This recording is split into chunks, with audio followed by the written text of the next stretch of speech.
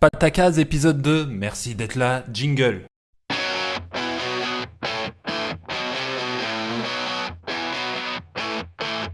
Tic-tac, boum, ça pète en l'air. Hop, ta casse, secoue la terre. Flash un choc, ça déraille. Accroche-toi, c'est pas banal.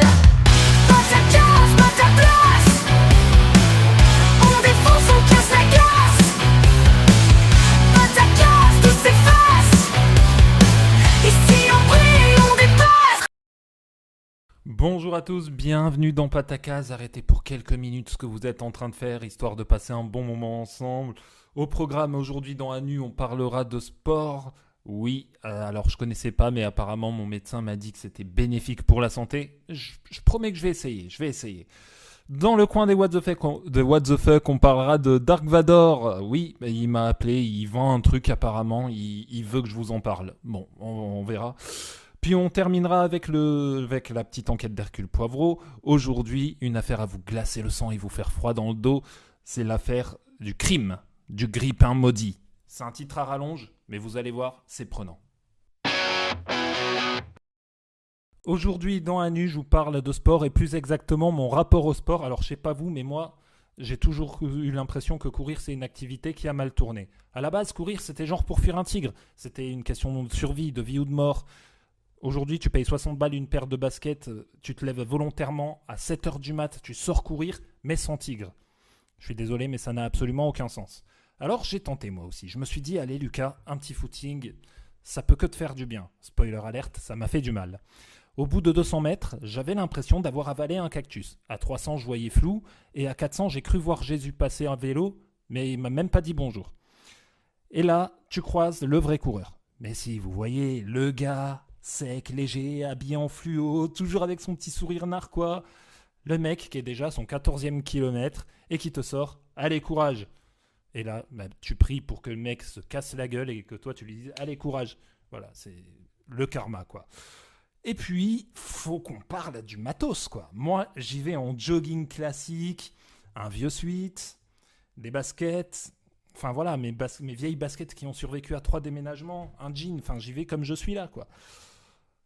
Eux, ils ont tout l'équipement, montre connectée, ceinture cardio, gilet fluo, gourde, brassard téléphone, AirPods dernier cri. Ils ressemblent pas à des coureurs, ils ressemblent à des Avengers.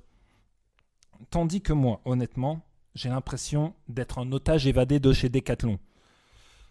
Et encore, moi je cours seul, parce que quand tu cours à deux, il y a toujours ce moment gênant. Soit tu ralentis pour l'autre, soit l'autre a ralenti pour toi. Et là, ça devient une marche rapide de mamie. À quoi bon ? Ah, et les applis de running aussi, parlons-en. Ces applis qui te notent comme si t'étais en cours de PS, en 6e A. Oh non, je ne vous ai pas oublié, Madame Conjungo.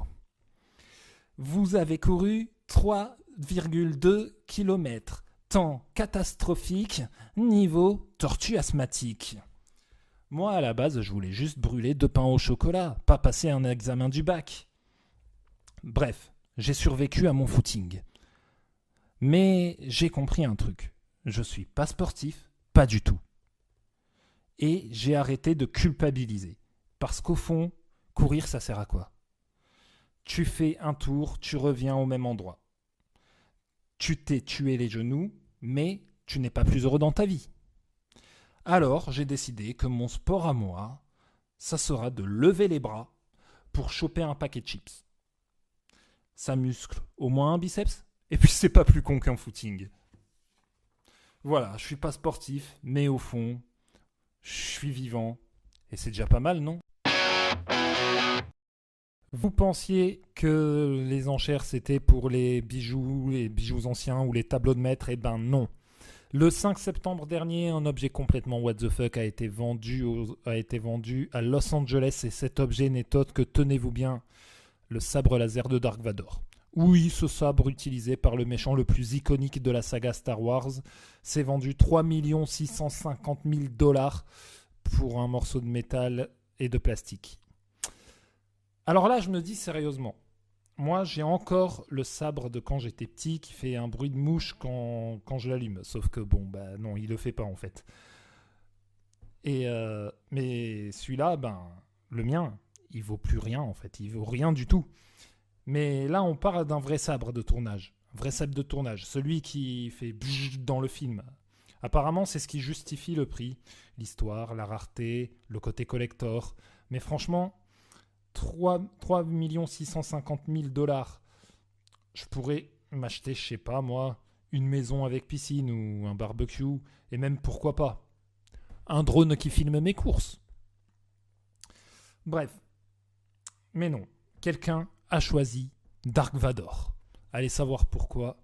Et attendez, le truc le plus fou, il y avait des collectionneurs du monde entier qui voulaient mettre la main dessus.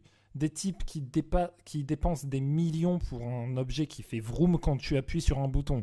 Sérieusement les gars, vous croyez vraiment que Dark Vador, lui, aurait dépensé 3 millions de dollars pour son sabre? Non, il aurait juste chopé dans le vaisseau de quelqu'un et dit « celui-là, c'est le mien ». Voilà, point barre. Et je vous raconte pas le stress de l'acheteur. Imagine, t'achètes ton sabre à ce prix-là et tu rentres chez toi, tu le poses sur ton étagère et ton chat le fait tomber. 3 650 000 $ envolés en un bzzz. Je sais pas vous, mais perso, je mettrai pas mon compte en banque sur un objet que je peux casser en 2 secondes. Bref, moralité, si comme moi, vous avez un vieux sabre laser qui traîne dans votre grenier, vérifiez 2 fois avant de le jeter. Parce que celui qui valait 3,5 millions a bien montré que la folie des collectionneurs n'a pas de limite. Et franchement, si quelqu'un me propose de me payer 3 millions pour mon vieux sabre qui s'allume même pas et qui fait même pas de bruit, je prends direct. Parce que moi aussi je veux être Dark Vador, mais avec le salaire qui va avec. Aujourd'hui, dans la petite enquête, je vais résoudre un crime qui a secoué la France entière. Le mystère du grille-pain maudit. Tout commence un matin, tranquille, dans une cuisine banale. Une femme met une tranche de pain dans son grille-pain. Et là, l'horreur. La tartine ressort pas grillée. On est d'accord, ça c'est un crime contre l'humanité. J'arrive sur les lieux, l'appareil est encore tiède, le pain est encore blanc, et la propriétaire est en larmes. Elle me dit « Je vous jure, inspecteur. J'avais mis sur 7, pas sur 3, pas sur 5, sur 7. » Je regarde l'objet du délit et je comprends vite. Nous avons affaire à un grille-pain possédé. Je lance l'enquête. Premier suspect, le mari. Je l'interroge, il avoue qu'il met parfois le grille-pain sur 1 pour garder le croustillant du pain frais. Inutile de vous dire que je l'ai immédiatement coffré en garde à vue. Deuxième suspect, la belle-mère, toujours dans le coin quand il faut foutre la merde. Elle déclare « De mon temps, on faisait griller le pain au feu de bois. Merci Tati Daniel, mais ton témoignage est aussi utile qu'un micro-ondes sans porte. » Troisième suspect, le chat. Je vous le dis mes amis, j'ai vu dans ses yeux de petits bâtards qu'il cachait quelque chose. Est-ce qu'il aurait sauté sur la table et appuyé sur le bouton annulé ? Mystère. Je décide donc de faire une reconstitution. Je mets une tranche de pain et j'appuie sur le bouton. Et le grille-pain me recrache la tartine crue à la gueule. Là, j'ai compris. Eureka ! Ce n'était ni le mari, ni la belle-mère, ni même le chat, et pourtant j'aurais aimé le coffret, celui-là. C'était le grille-pain lui-même. Car nous sommes entrés dans l'ère des appareils électroménagers rebelles. Après les robots aspirateurs qui mangent les chaussettes, après les frigos connectés qui te jugent quand tu manges trop de raclette, voici le grille-pain anarchiste. Mais attention, l'histoire ne s'arrête pas là. Je décide d'analyser l'historique du grille-pain. Oui, car ces engins-là, ils ont une mémoire. Et qu'est-ce que je découvre ? Depuis 3 semaines, ils n'avaient grillé aucune tartine correctement. Les preuves s'accumulent. On a affaire à un multirécidiviste. Je décide alors de remonter sa filière. Marque Tostipro 3000. Fabriqué où ? En Slovénie. Vendu par qui ? Un certain Jean-Michel, vendeur d'électroménager passionné de pain.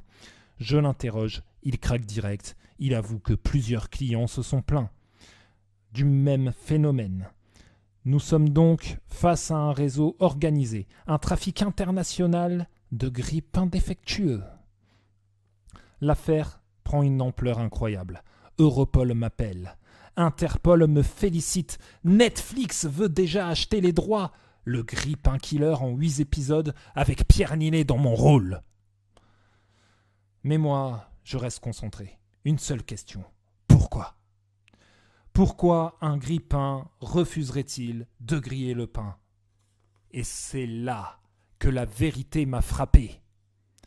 Parce que c'était un grippin vegan. Oui, ce grippin avait décidé de respecter le pain de son propre chef comme un être vivant.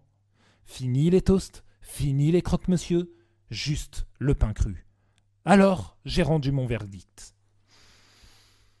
Le grippin est déclaré coupable, condamné à perpétuité dans une déchetterie. Quant à moi, j'ai pris une décision radicale. Fini les toasts, fini les tartines grillées, désormais, je mange mon pain cru comme un vrai enquêteur, comme un vrai héros. Patacaz, c'est terminé pour cette semaine. Merci d'avoir regardé. N'hésitez pas à vous abonner à la chaîne, liker la vidéo et lâcher un com si vous avez kiffé. N'hésitez pas non plus à activer la cloche pour ne rien rater des prochains épisodes. Moi, d'ici là, je vous retrouve la semaine prochaine. Ciao!